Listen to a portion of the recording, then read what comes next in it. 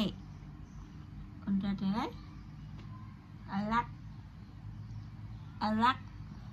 baby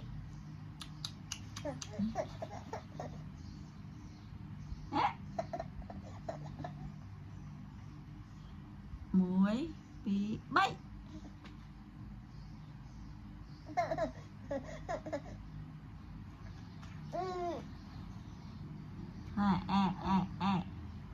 muối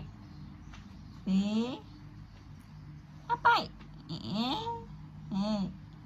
gì muối bị bay ăn ai mới tật cu đây bé